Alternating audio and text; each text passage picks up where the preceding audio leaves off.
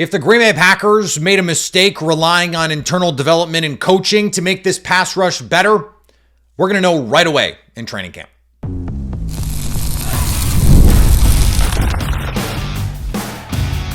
You are Locked On Packers, your daily Green Bay Packers podcast. Part of the Locked On Podcast Network, your team every day. You are Locked On Packers, part of the Locked On Podcast Network, your team every day. I'm Peter Bukowski, and I cover the Packers for The Leap, a newsletter I would love for you to subscribe to. Follow me on Twitter, Peter_Bukowski. Follow the podcast on Twitter, Locked On Packers. Like us on Facebook. Subscribe to the podcast to iTunes, Spotify, Google Podcasts, wherever you find podcasts, you will find Locked On Packers, the number one Packers podcast on the internet. And the show for fans who know what happened, they want to know why and how, thanks to everyone who makes Locked On Packers their first listen every day. We hope you like starting your day with us as much as we like starting our day with you. Today's episode brought to you by our friends at Gametime. Download the Gametime app, create an account, and use code LOCKEDONNFL for $20 off your first purchase. If the Packers screwed up believing in the development of Lucas Vaness and Brenton Cox and Kingsley Enagbare and the ascension of Barron Sorrell and Colin Oliver and whatever they're getting from DeMarcus Covington, the new defensive line coach, we will know, at least for this season of 2025, we will know right away. And that is not a death sentence for Barron Sorrell and Colin Oliver or even Lucas Vaness necessarily. I wrote about this for The Leap on Monday, a newsletter I would love for you to subscribe to. If Lucas Vaness, for example, I don't want to pick on him, but if he's going to meaningfully upgrade this pass rush in 2025, it will not take until week 6 for us to know that. Because if he's not doing it in training camp, if we're not getting the reports that in one-on-ones, LVN is MFing guys, if we're not getting the reports or seeing in preseason him making impact plays against first or, God forbid, second string players, if that stuff is not popping off the practice field, off the preseason tape, I have a hard time believing he is going to improve enough in a short period of time to impact the game by the end of the season in a real meaningful way. Could he be better? Could he take a step forward? Sure. Is that enough? I think mileage is going to vary on that from fans. Now, if Lucas Vaness just takes a nice little step forward, just a nice solid step, he becomes a solid starter. He beats out Kingsley Enagbare. Not a low bar, but not a high bar.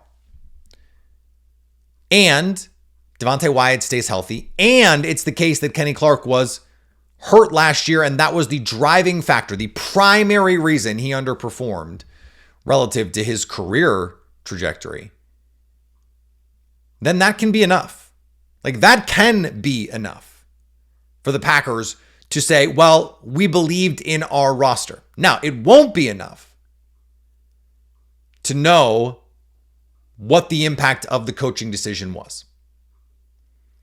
So from this standpoint, we will know if coaching was a factor if all of a sudden Lucas Vaness looks like a different guy. If Kenny Clark playing nose tackle more often, which I think he's going to do, is going to benefit him. If you get a quick acclimation to the NFL for Barron Sorrell and Colin Oliver. Now, maybe that's not fair to Jason Rebrovich. Maybe if Sorrell turns out to be a good player, it was always going to be the case that he was going to be a good player. And if Devontae Wyatt is healthy, that had nothing to do with Rebrovich. If Kenny Clark is healthy, that had nothing to do with Rebrovich. This is really about the internal development of guys like Brenton Cox and Lucas Vaness. We need to see that right away. And if we don't, it will be clear, and this is the most important piece of this, it will be clear that this was a talent problem, or at least a personnel problem, because Lucas Vaness has plenty of talent. Brenton Cox, plenty of talent.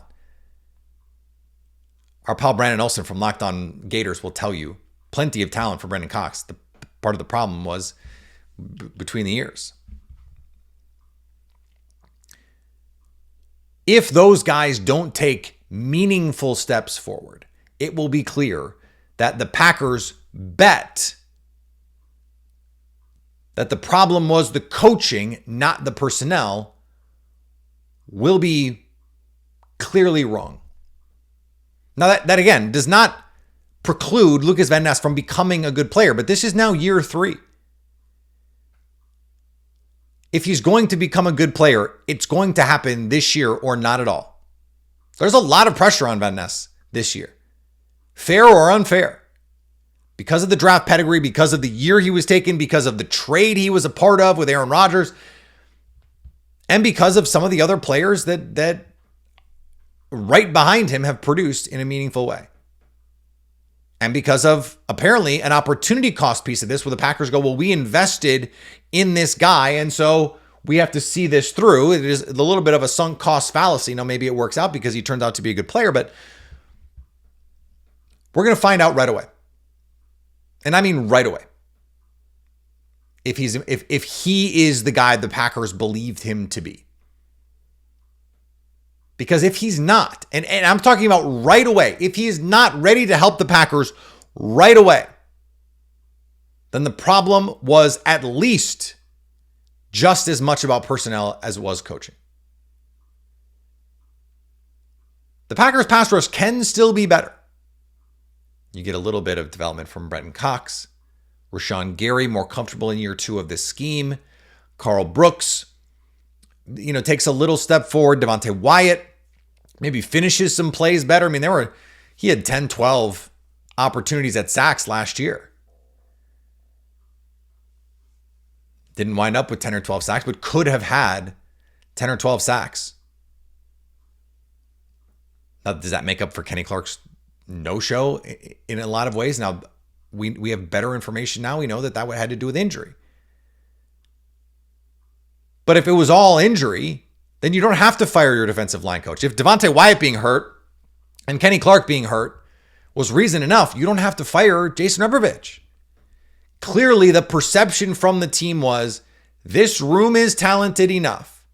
You're not, and I'm not talking about from the front office. This was a Matt LaFleur call. They believed this room is talented enough. Make this move, and that is good enough. And maybe it is the case that the Packers coaching staff sold the front office on that. Maybe the front office sold the coaching staff on that. They have to be in lockstep on this because the coaching hire is Matt LaFleur's call, but the personnel decisions are Brian Gutekunst's call. So clearly, organizationally, they were aligned on this. That Matt LaFleur and Jeff Hafley believed the guys in the room are good enough to make a change and think you can bring in a guy like DeMarcus Covington and he can make this room what you need it to be. Now, maybe they also just believe that Jeff Hafley can do some of that with the scheming, and the Packers were, by pressures and sacks, a fine pass rush last year. We just know their 4-man rush, especially in the big spots, didn't get it done consistently enough. For that to change, what needed to change from your perspective? My guess is you thought the team needed a talent upgrade, needed a personnel upgrade. Well, the Packers didn't. And for the Packers to be right about that, if they are right about that, we will know right away. Right away in training camp, we'll know. Now, there are other things, other questions training camp will give us the answer to. I want to talk about that, but I also want to talk about one question that we will not get the answer to. I want to talk about that next on Locked On Packers. There's nothing like the NBA playoffs. The intensity, the buzzer beaters, the fans losing their minds. It's the kind of atmosphere that you have to experience live. Wouldn't it have been incredible to be in Indy for games 3 and 4 of the NBA Finals? Wouldn't it have been incredible The sounds, the vibes, the atmosphere. Game 5, Oklahoma City. If you want in, Gametime makes it fast and easy to get seats, even for the biggest playoff games. And I'm not just talking about NBA. I'm talking about NFL. I'm talking about NHL. I'm talking about Major League Baseball. All the good stuff. Plus views from your seat before you buy, so no surprises. The app makes it ridiculously simple. 2 taps and you can be done. With the NFL, you can find great seats for low as $100 with exclusive discounts. And with the Gametime guarantee, your tickets are 100% authentic, will arrive on time, and you'll always get the best price with fees included up front, so you see what you pay. Take the guesswork out of buying tickets with Gametime. Download the Gametime app, create an account, and use code LOCKEDONNFL for $20 off your first purchase. Terms apply. Again, create an account and redeem code LOCKEDONNFL for $20 off. Download the Gametime app today. Last minute tickets, the lowest price, guaranteed. The question everyone is most excited to get an answer to when it comes to the Packers training camp is a question we're not going to get an answer to. And that is, what is going on with these receivers? How is this receiver room going to shake out?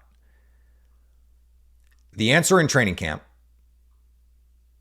frankly, I think I can predict the answer in week 1, because I think in week 1, it's going to be Romeo Doubs, Dontavian Wicks, and Jaden Reed. They're going to be starting. There's going to be a rotation, as there always is, and the Packers are going to ease in these rookies as they always do. Even in 2022, you bring in Romeo Doubs, you bring in Christian Watson had to be brought along slowly, even before he got hurt. Now, part of that is you've got Aaron Rodgers. He's got his guys. They wanted to play Allen Lazard and that part of it. But they have faith in Romeo Doubs. They have faith in Jaden Reed and Dontavian Wicks. As much as they like Matthew Golden, he's just not going to be trusted at that level by the coaches. And Matt LaFleur is an old school coach, despite being a young coach, in that the trust piece of it. He's not just going to throw guys out there and see what happens. It's just not in his nature. You have to prove it on the practice field, and you have to prove it with good practice habits. I'm not saying Savion Williams and Matthew Golden don't have those. I'm just saying when you have 2, 3, 4 years of sweat equity invested with a coaching staff, that stuff matters. And it matters in Green Bay. We've seen it over and over. The incumbent players are going to get every opportunity to win their job. Just like Matthew Golden and Savion Williams are going to get every opportunity to try and take it. But they go in with an institutional disadvantage. They have to outplay the incumbents, whereas the incumbents just have to be as good as the rookies. So that's that piece of it. Also, Matthew Golden is just not built to be that backside X receiver isolated on the formation and go win one-on-one. It's just not what he's built to do. Doesn't mean he can't do it. It's just not what he's built to do right now. And I think it will take some time. He's got to get a little stronger. He's got to get more nuanced with his route running. And it can come, but it doesn't have to be what he is in the NFL. I think right away he profiles as that vertical Z receiver, the Christian Watson role in this offense. And one of the things about Christian Watson in this offense is, you go back last year, for as much as he played and more than he did in 2022 and 2023, materially fewer targets than the 3 guys ahead of him. And that is because his role in the offense is to create space. And if that's going to be what Matthew Golden is going to do, then the hierarchy in terms of targets is not going to change that much. It's going to be Dobbs, it's going to be Wicks, it's going to be Reed, and it's going to be Matthew Golden clearing up space. And you're going to get the scheme touch game going for Savion Williams. And we just did an episode about Tucker Kraft. We just did that. He's going to get more targets in this offense. And so if that's true, where is the room for these other guys? Now, does that mean I think Matthew Golden is going to have like Bo Melton's target share? No. But I did say when we were trying to set expectations for these guys, I think Savion Williams might have Bo Melton's target share. But I think Matthew Golden will have more like Christian Watson's target share, which then does the hierarchy really change that much? Like last year, Wicks led the team in targets. Now Reed led the team in volume target games. That will probably stay the same. Dobbs was the third down in the red zone guy. That's probably going to stay the same. I think this receiver room can be better without the hierarchy really changing. And when it comes to when and if those things do change, or when we go, okay, well, nothing's changed,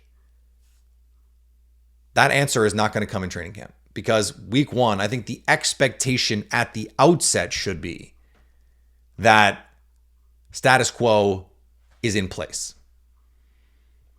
You added Matthew Golden as a rotation player. You had Savion Williams as a gadget player in that kind of Bo Melton-ish role. What really changes?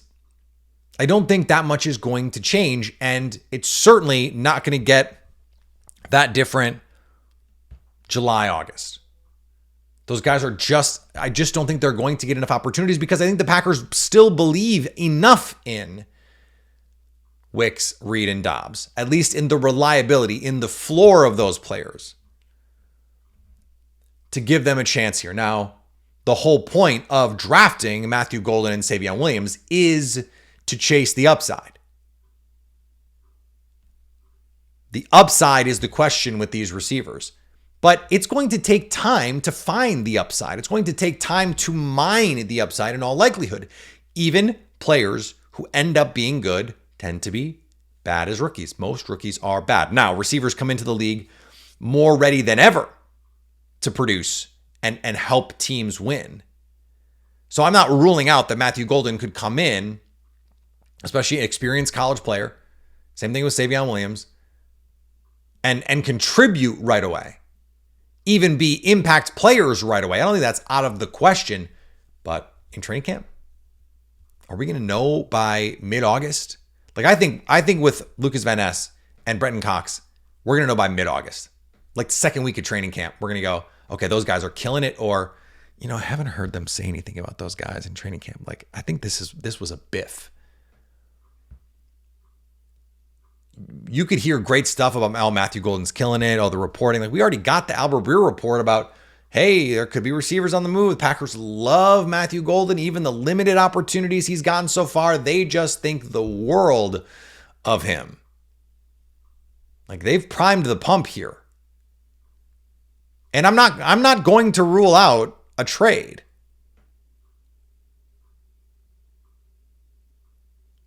But I don't think that the trade is likely. I think more likely if there's, and I've been saying this for weeks, so I'm trying to be consistent about this. If there is a trade, again, I think it's Romeo Dobbs, not because I want him to be traded, because I think it's the most likely thing to happen. And it's a trade deadline move. It's okay, by week 6, Matthew Golden has established himself, and it looks like Dontavian Wicks is taking a step forward, and then so you have a boundary receiver there. You've got Matthew Golden, and you've got Jaden Reed, plus Tucker Kraft is doing his thing. He's taking a step forward. You don't really need this other boundary receiver. Send him to Pittsburgh. Send him to Kansas City. Send him to LA, to the Chargers. And you can get something for him. I think that part of it makes sense. We're not going to know in training camp. Now, that doesn't mean don't be excited. Like, be excited. We're going to see Matthew Golden. Now, okay, I say that, but remember how excited you were to see Eric Stokes play and run and cover? And then he was like cornerback 4, but couldn't play. And I was on this podcast, Every Day is Rule Remember. I was on this podcast going, what is happening? He doesn't seem to be a no-doubt starter, and yet can't play in a preseason game? Doesn't he need the reps? If he's not going to be the starter, then he needs these reps. What are we doing? Now, that was 2021. Maybe times have changed in Green Bay. Like, they played Jordan Love plenty 2 years ago. Even last year, Jordan Love got some run. So maybe that was part of the Aaron Rodgers era of not really wanting to play anybody. I don't know. It can't be ruled out. But all the more reason to believe we're not going to get any sort of intel on the perception of Matthew Golden or the perception of the hierarchy with Savion Williams and these guys. We're not going to know in camp. It's going to take time. Now, the offensive line, on the other hand, I think we're gonna get the answer comfortably before week 1. But maybe not. Let's talk about it next on Locked On Packers.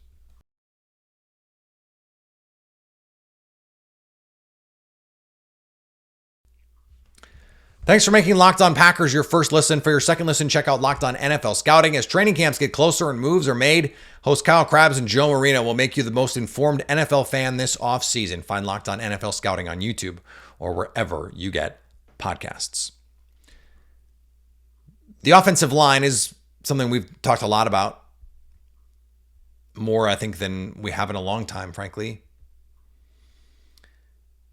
There's a lot to be decided here. The expectation is that Elgton Jenkins will be at training camp. Will he be holding in still? Will he be getting a new contract? I think that throws into flux what we can expect. Aaron Banks is going to start. He's going to be the starter at left guard if he's healthy. Zach Tom is going to be the right tackle. I don't know what we can say definitively after that. That battle will take place in training camp and in the exhibition season. It shouldn't be surprising to anyone if the Packers go into week 1 and there is a platoon at either left tackle or right guard. Center is one of those things where the center quarterback exchange is such a precious thing and such a nuanced thing that I don't think you can really countenance a center platoon. But it will be important to learn in training camp who the backup is, who the primary backup is. Talked about Donovan Jennings the other day. Can he get in there? Can he be the backup center? Can he make the case that he's the center of the future and that in a year you can move on from Elgton Jenkins? Is it going to be Jacob Monk? Is he on the developmental plan? Is it Sean Ryan? Is he going to be the center of the future for the Green Bay Packers? We're going to get those, certainly the center 2 answer in Green Bay, and maybe a contract will give us the answer for center 1 in 2025 and 2026 moving forward. Then it's Jordan Morgan and Rasheed Walker to battle it out at left tackle. The question I think there is, and it's tricky, right? Do you take that into the season? Let those guys compete. And then just leave Sean Ryan at right guard? Or are you going to give Jordan Morgan a chance to compete at left tackle? If that's close, you let him move to right guard in the preseason and compete there with Sean Ryan. Like they're probably going to give him reps at both. He may even play in the preseason at both. But at some point, you're probably going to have to make a decision on this. And I would think it would have to be clear early on. Yeah, Jordan Morgan is at least as good or close to as good as Rasheed Walker for them not to immediately move him to right guard. Like I don't know that you can let it go more than a week or two. Because at that point, you have to get your guys ready to compete to start. So he can't platoon, Jordan Morgan can't, at 2 spots. That is cuckoo bananas. Cannot do that. Platooning at left tackle is weird enough. The Packers are one of the only teams in the league who does this. And they've made it work. They found Rasheed Walker because they're willing to do this. They helped develop Elgton Jenkins because they're willing to do this. And I think Jordan Morgan, his development, for whatever happens, part of his development will be that he platooned as a rookie and got to play meaningful snaps, despite the fact that Sean Ryan was the incumbent. He was the veteran player, despite being still a young player, and that he had been the platooner the year before. They've been able to set themselves up over and over this way. I think you have to make that decision pretty quickly. Okay, is he a left tackle? Is he the left tackle? Yes or no? And if he is, then you just leave him there to compete with Rasheed Walker. Hey, he's almost as good as Rasheed Walker, or is as good as Rasheed Walker, or immediately, hey, we actually think in some of these ways he's better than Rasheed Walker. Rasheed Walker is a very solid player. then you just let those two guys compete until you feel like you've made your peace with an answer. But that has to come quickly, because if it doesn't work out, then you have to give him, Jordan Morgan, a fair shake, because the Packers want to play him. They think he's good enough to start at some position. Remember, they said we trained him, we cross-trained him because we thought he could do it, and because we thought right guard was the best opportunity for him to play, which makes sense. Rasheed Walker at left tackle, Zach Tom at right tackle, Elgton Jenkins at left guard. But that makes this decision now, hey, we think he can play left tackle, we're going to give him a chance to compete at left tackle, an interesting answer, because he had most recently played left tackle last year, and we had no idea if Rasheed Walker was any good, really, last year. And then Rasheed Walker went out and had a good season, and now they're going, well, we don't know. And it's really, we don't know if we want to pay Rasheed Walker, so we're going to let Jordan Morgan compete. This is when your front office and your coaching staff have to get together. But all the more reason for this to move quickly. Because if he's not the guy, then you've got Anthony Belton, who's going to get all the second team snaps at left tackle. He is your developmental left tackle then. This is why you make a pick like that. And then you have 2, 3, 4 weeks for Jordan Morgan to get set to platoon at the very least with Sean Rhyan. I think we can safely assume that will start as a platoon if that's where he has to play early in the season, if not Morgan winning that job outright. I can't see, if Morgan doesn't win the left tackle job, that being anything worse than a platoon. Like Sean Rhyan being the no doubt starter, after they give Jordan Morgan a chance to compete to start at left tackle and right guard, Morgan would have to just, I think, collapse. And I don't see that happening. I think Morgan can be a very good guard. I think he can be a Pro Bowl right guard. We had Mike Renner on this show last year saying he thinks, Jordan Morgan can be a Pro Bowl All-Pro sort of guard in the NFL. I don't think he's built to play tackle. I think he's built to play guard. So then you got to give him a fair shot to be prepared at that position. That's the thing. You're not being fair to the player, and then in turn not being fair to the team if you're just like, okay, well, you've got to compete here simultaneously. No. So you got to learn fast. And if you're the Packers, you got to learn fast. Is he a left tackle? Yes or no? If yes, then the other part is settled. Because it doesn't seem like Anthony Belton is not, despite the conversations about is he a guard, doesn't seem to be competing with Sean Rhyan. And there's no one else really in that mix. Like Travis Glover, Kadeem Delfort, they're not pushing Sean Rhyan in any sort of meaningful way. So if he's going to compete at left tackle, then the rest of your offensive line is flopped into place. And then you just got to figure out, okay, is Jordan Morgan better than Rasheed Walker? And if he's not, is the gap between them useful and important enough that you're preventing Morgan from having a chance to play at a different position where he might actually play and could develop into a better player? Now, that's me bringing my own bias to this, but that is the question the Packers have to ask. They have a backup to the backup plan. Rasheed Walker and Jordan Morgan, that's plan A. If they have to go to plan B, it's Rasheed Walker and then Anthony Belton. They use draft capital on that. They are in good shape. But you got to figure it out fast. The end of July, training camp opens. Second week of September, the season opens. You got 6.5 weeks to figure it out. That's not a lot of time.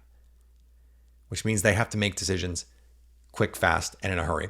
All right, back tomorrow. More here on Locked On Packers as we move through the dead zone in the NFL schedule. Though we've had, a really entertaining NBA Finals, and an entertaining Stanley Cup Final. Baseball is baseball, but there's been plenty to talk about. Men's college World Series and first no-hitter in a million years since 1960. Plenty of stuff going on in the sports world. That is for sure. Follow me on the social media, Peter_Bukowski. Follow the podcast on the social media, Locked On Packers over on TikTok, all that good stuff. Subscribe wherever you get podcasts to Locked On Packers. Subscribe over on our YouTube page. You can watch us over there so you can stay Locked On Packers.